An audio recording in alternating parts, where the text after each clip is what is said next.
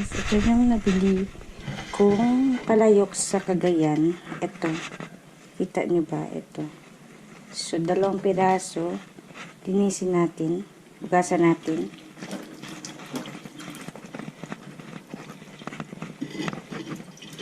Bugasan natin, guys. Sabi sa akin, yung kasama tumagal ito, guys.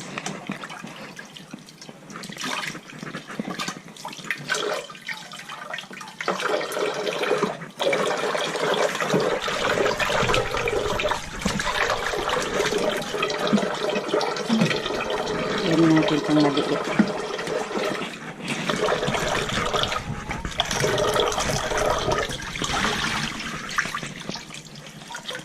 So, tumagal.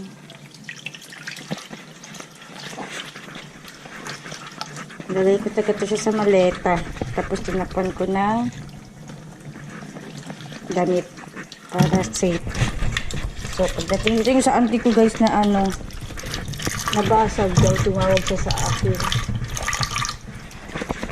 Nabasag daw ang kanyang palayok. Pwede ba mga damit yun, guys? Nabasag ang palayok.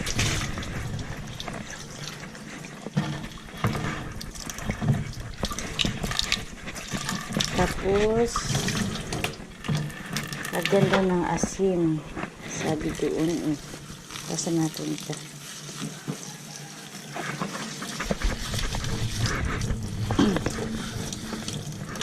Pakuluan pa natin ng asin. Pakuluan pa natin ng kalamansi.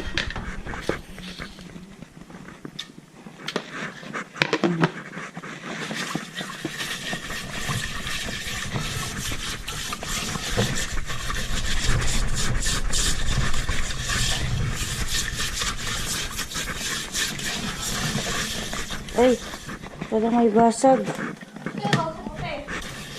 Ang palayok. Nagbablog ako. Ayan.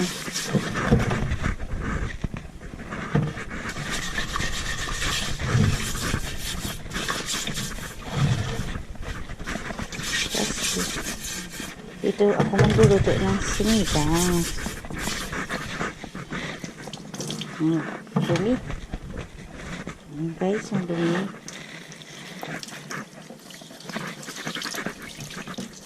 Ayan. Tapos iwan natin ng kalamansi.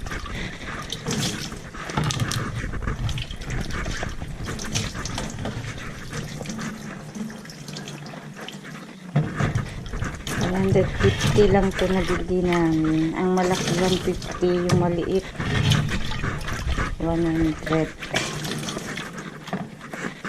So,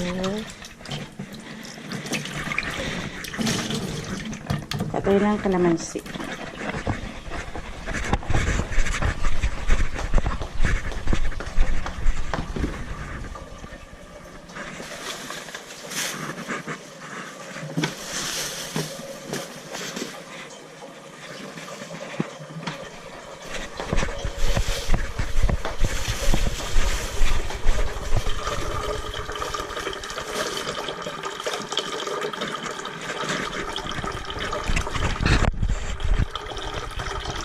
Ayan.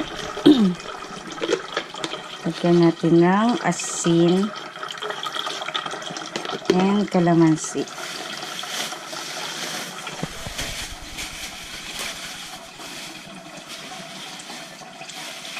So, nalagyan natin ang tubig. Lagyan pa natin ng asin, guys. Ayan. Hiwa tayo ng kalamansi. Listen, Maggie. Kalamansi. Para pakuluan.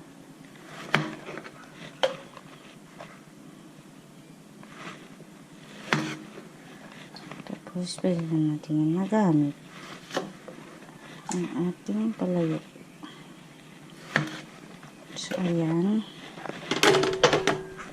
Salang na natin sa gasol. 10 to 20 minutes. Ito. Masarap yun.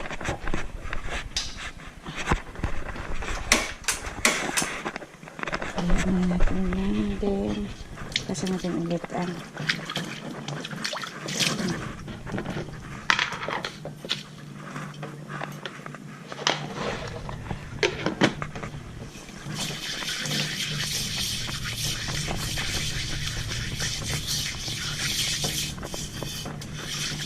kasi nabili namin ito guys.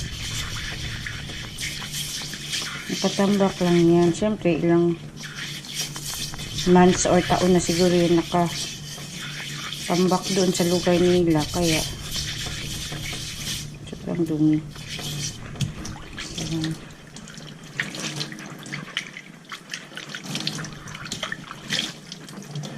Buti hindi talaga siya nabasag. Grabe naman yung sinakyan namin bus, mabilis and madaming zigzag na lugar. So ito, hindi siya nabasag ang aking palayo guys. So tapon natin yan.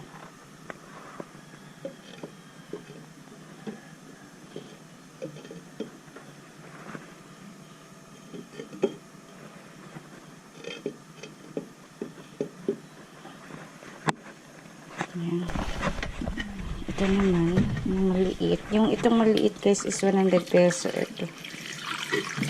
Yung bilig ko.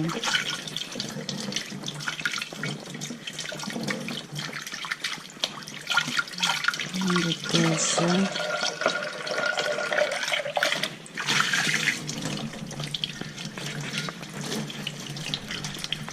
Wala sa crack. Buti at walang crack.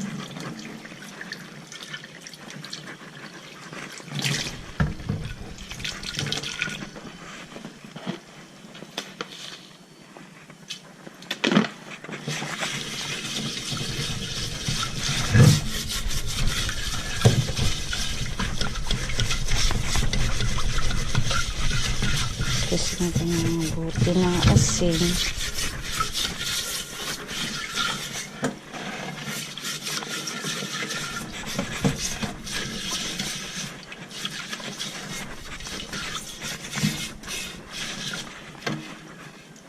Dumi.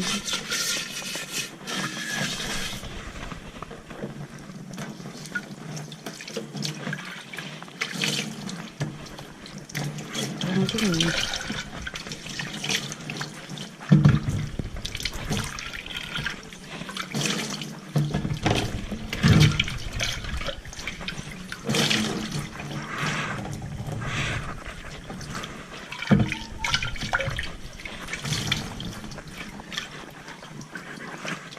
So, ayan na.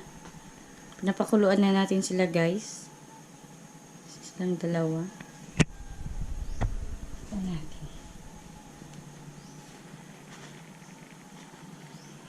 Ay, baka mabasa ko. So, ayan. Yung may kalamansi. May kalamansi tsaka asin.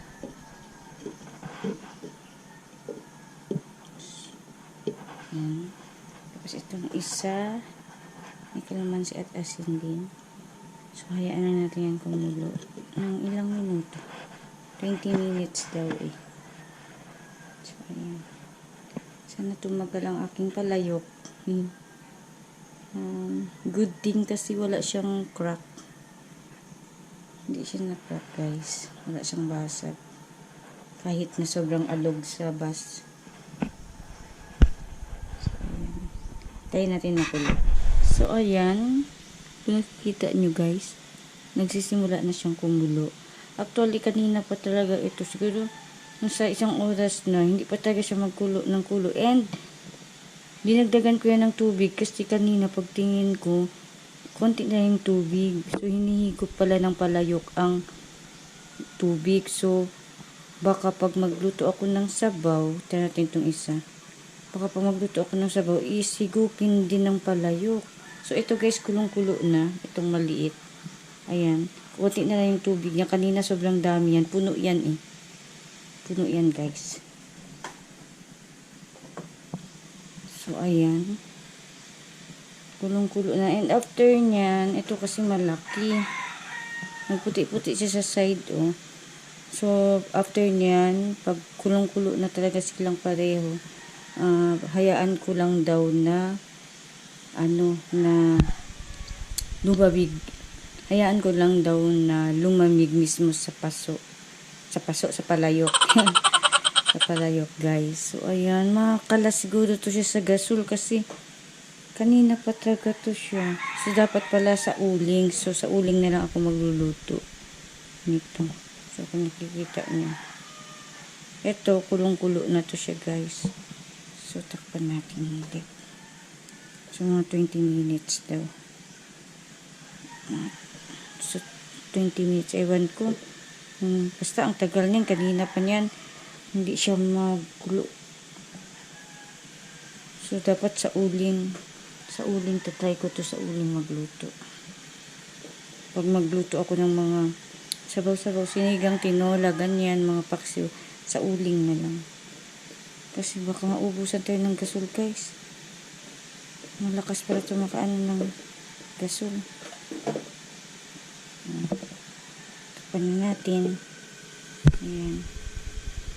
Sintayin natin. Maya tapatayin ko na kasi baka wala natin magamit na gasol eh. So yan, hinihigop niya yung yung tubig. Actually, nauna itong malaki, nauna itong pinakuluan ko, sumunod itong maliit. Pero nauna pang maliit ang kumulo. May puti-puti siya guys, so hindi ko alam paano yung tanggalin. So, i-ano ko na lang daw yan ng mantika. Pupunasan ng mantika. Kasi dapat pag magluto ka is wala ng amoy. Dapat wala na siyang amoy, na amoy clay.